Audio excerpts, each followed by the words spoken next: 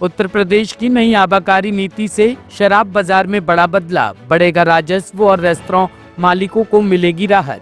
उत्तर प्रदेश सरकार ने वर्ष 2025-26 के लिए नई आबकारी नीति लागू कर दी है, जिससे राज्य में शराब बिक्री की पूरी व्यवस्था में व्यापक बदलाव देखने को मिल रहे हैं। इस नई नीति का मुख्य उद्देश्य राजस्व में बढ़ोतरी के साथ साथ उपभोक्ताओं को सुविधाजनक और पारदर्शी व्यवस्था प्रदान करना है। साथ ही रेस्तरां और होटल व्यवसाय से जुड़े लोगों को भी बड़ी राहत मिलने जा रही है। नई आबकारी नीति के तहत अब देसी और विदेशी शराब की दुकानों को एकीकृत कर कंपोजिट शॉप के रूप में संचालित किया जाएगा। इसका अर्थ ये है कि उपभोक्ता अब एक ही दुकान पर देशी शराब और विदेशी शराब और बियर तीनों विकल्प पा सकेंगे। वर्ष 2018-19 के बाद से लगातार नवीनीकरण की पॉलिसी आ रही थी।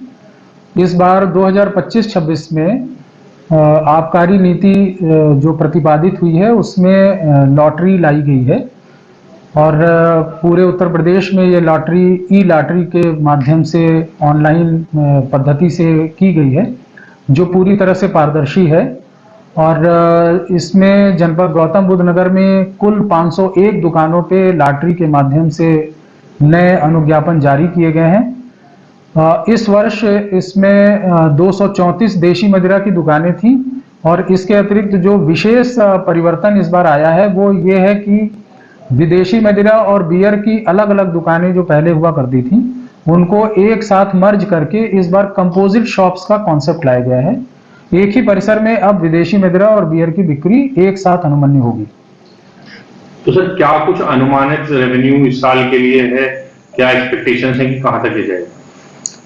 ये जो इस बार ई लॉटरी की पद्धति आई है उससे रेवेन्यू में काफ़ी अच्छे हम लोगों को इजाफा होने की उम्मीद है और जैसा हम लोग उम्मीद कर रहे हैं कि पिछले वर्ष की अपेक्षा कम से कम 25 से 30% की वृद्धि हम लोगों को राजस्व में मिलने की उम्मीद है। सर नई पॉलिसी आई है तो कुछ परेशानियां भी आई होंगी, नई के विभाग को क्या परेशानियां देखनी पड़ रही हैं?